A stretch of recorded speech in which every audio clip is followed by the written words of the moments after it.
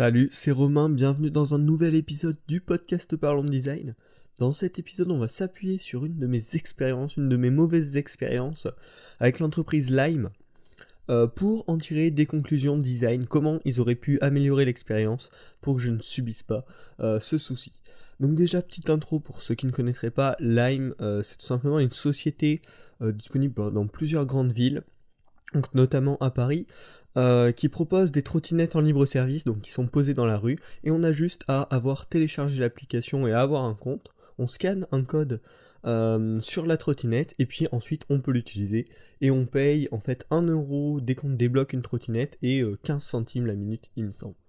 Donc voilà, ça faisait un petit moment que c'est disponible à Paris, je l'avais jamais testé, et j'avais vraiment envie de tester cette société, enfin surtout ces trottinettes. Donc des trottinettes électriques, je sais pas si je l'ai précisé. Voilà, j'avais vraiment envie de le tester, et du coup, une première fois, un soir vers 18h, je me dis, tiens, je vais tester. J'avais, je sais pas, 1 kilomètre à faire à pied, donc je me suis dit, tiens, je vais tester une trottinette. Première trottinette que je trouve, j'essaye de scanner, impossible. La trottinette n'avait plus de batterie, et elle était là. Bon, ça, pour le coup, on n'y peut rien. Ensuite, je vois sur mon chemin, il y avait des icônes comme quoi il devait y avoir des trottinettes, car elles sont géolocalisées, et sur la map, on peut voir où est-ce qu'il y a des trottinettes, on peut même voir leur niveau de charge. Et donc j'arrive dans un coin, il y avait l'air d'en avoir 3-4 d'après la map, et malheureusement aucune trottinette. Ça c'est dû, enfin je pense, je suis pas sûr à 100%, mais très certainement, au fait qu'en fait il y ait des gens qui sont associés entre guillemets à Lime, qui sont inscrits au programme de Lime pour recharger les trottinettes, et qui du coup prennent les trottinettes chez eux pour les recharger.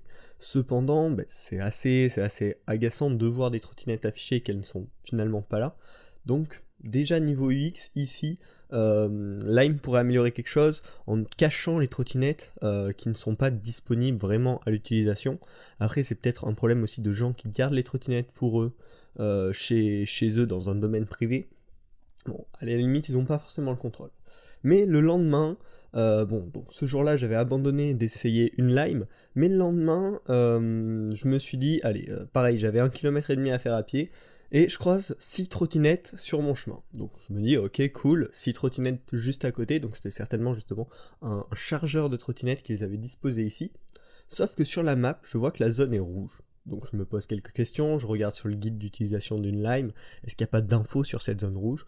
Pas d'infos. Donc finalement, je me dis, ok, s'il n'y a pas d'infos, c'est pas grave, en plus il y a 6 trottinettes là, je regarde aux alentours, il y avait d'autres trottinettes dans cette zone rouge.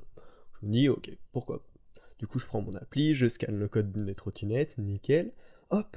Donc là, comme si ma course était partie, et c'est à ce moment-là que l'application m'alerte que si je dépose ma trottinette à cet endroit-là, je vais avoir une amende. Autant dire que, ok, je fais comment? J'avais vachement les boules, impossible d'annuler la course, c'est-à-dire j'avais pas déplacé la trottinette d'un seul centimètre, en fait il y a un petit pied, j'avais même pas enlevé le petit pied, j'avais vraiment pas bougé, et il y a aucun bouton pour annuler. Donc bon, je me dis ok, je vais terminer la course quoi, j'aurais fait 0 mètres, on peut rien me reprocher quoi. Et puis bon, je fais mon chemin à pied du coup, voilà, tant pis. Le soir, ou le lendemain, je sais plus exactement, je reçois un mail qui m'alerte que 50€ vont m'être débités pour stationnement interdit d'une trottinette. Donc à ce moment-là, je peux vous dire que j'avais bien les boules pour le coup. J'avais pas utilisé la trottinette. J'allais payer une amende de 50€ alors qu'en plus j'avais cherché, j'avais fait gaffe quand j'avais vu cette zone rouge, j'avais essayé de trouver des informations à ce propos, mais il n'y en avait aucune. Et donc, voilà, plutôt les boules. Finalement, je décide de contacter le support pour éviter de payer 50€ inutilement, en envoyant un mail en expliquant donc ce souci, exactement ce que je viens de vous raconter là. Et finalement, j'ai reçu très rapidement, par contre très bon support, un mail qui me disait que non, ce mail-là était juste là pour m'avertir, mais qu'ils allaient absolument pas me débiter 50€. Donc mauvaise expérience qui se finit relativement bien, malgré qu'au final j'ai pas vraiment pu utiliser de trottinette.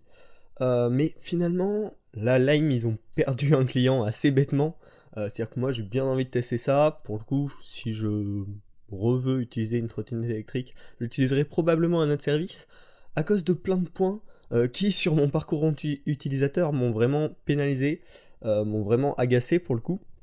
Et donc, comment ils auraient pu changer ça? La première idée, c'est tout simplement d'alerter qu'il y aura une amende avant que l'utilisateur lance la course. C'est-à-dire que si l'utilisateur scanne une trottinette dans une zone rouge, avant que la course soit réellement démarrée, qu'il y ait une petite alerte en disant « Attention, la trottinette est dans une zone rouge, si vous la déposez dans ce coin-là, vous aurez une amende de 50 €, voulez-vous vraiment prendre cette trottinette ?» Voilà, ça c'est une première idée toute bête, mais qui permet d'éviter qu'un utilisateur soit tout simplement perdu et un peu peur, parce que bon, 50 balles, on n'a pas vraiment envie de les perdre. Voilà. La deuxième possibilité à laquelle je pense qui pourrait améliorer l'expérience utilisateur, c'est la possibilité d'annuler une course s'il n'y a pas eu de mouvement de la trottinette. Ils géolocalisent les trottinettes, ils peuvent donc savoir si l'utilisateur a déplacé la trottinette ou non, et pourquoi pas proposer un bouton annuler la course, qui annulerait même le frais de 1 € de la prise de trottinette, tant que l'utilisateur ne l'a pas réellement utilisé. Ça éviterait encore une fois ces mauvaises expériences. Moi déjà, même si j'avais pas été alerté avant, j'aurais pu annuler, j'aurais pas eu de soucis.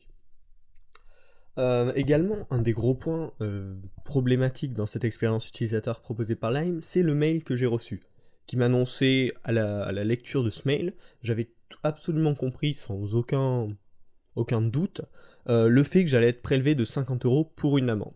Alors que finalement, en ayant contacté le support, et 3 jours après, donc s'ils avaient dû me prélever, ça aurait été prévu, voilà, le mec du support m'a dit qu'il avait regardé et que c'était pas du tout prévu qu'on me prélève. Donc finalement, rien que si ce mail était mieux écrit, de façon juste à annoncer que si on recommence, si on réitère, on aura une amende et qu'il faut faire attention aux zones rouges, dans ce cas-là, déjà mon expérience aurait été relativement frustrante, mais elle aurait été globalement améliorée. Enfin, deux petits points encore qui auraient pu améliorer l'expérience utilisateur pour Lime, c'est de mettre des informations sur les zones rouges dans le guide d'utilisation d'une trottinette Lime. Pas forcément dans les choses prioritaires, mais dans tout le guide, quand il y a comment prendre la trottinette, comment se servir de la trottinette, à la fin comment déposer la trottinette, et indiquer que les zones rouges sont des zones interdites au dépôt, dans lesquelles on risque une amende de 50 €. Voilà. Enfin, le dernier point, plus par rapport à mes premiers soucis pour trouver une trottinette les premiers coups, c'est de demander aux chargeurs de placer les trottinettes dans des zones autorisées, et non pas des zones rouges comme là ça a été le cas. Également de faire un système qui évite que les trottinettes qui soient chez des gens privés soient affichées sur la map, parce que c'est vrai que quand on voit 4-5 trottinettes dans un même coin, qu'on fait le tour du pâté de maison et qu'on n'en voit aucune, c'est assez frustrant. Donc voilà, j'espère que toutes ces petites idées UX, tout ce petit parcours que j'ai subi vous aura inspiré aussi pour améliorer votre expérience utilisateur. Finalement, les conclusions à appliquer dans nos applications, ce serait de bien penser à prévenir nos utilisateurs des risques, et non pas de les prévenir une fois que c'est trop tard, une fois qu'il ne peut plus rien y faire, car tout simplement c'est très frustrant, ça fait peur à l'utilisateur, et ça risque tout simplement de vous faire perdre l'utilisateur. Et puis finalement, de ne pas les paniquer pour rien. Vraiment plus globalement, dans l'expérience d'un de vos utilisateurs, pensez à les prévenir, mais à les prévenir calmement, sans leur faire peur, avec des conséquences relativement importantes. Voilà, j'espère que ce petit épisode inspiré de mon expérience personnelle vous aura plu. Dans la semaine prochaine, il y aura encore des épisodes tirés, on va dire, de mon voyage à Amsterdam pour l'événement Awards. Et puis donc on se dit à la semaine prochaine pour un nouvel épisode du podcast Parlons Design.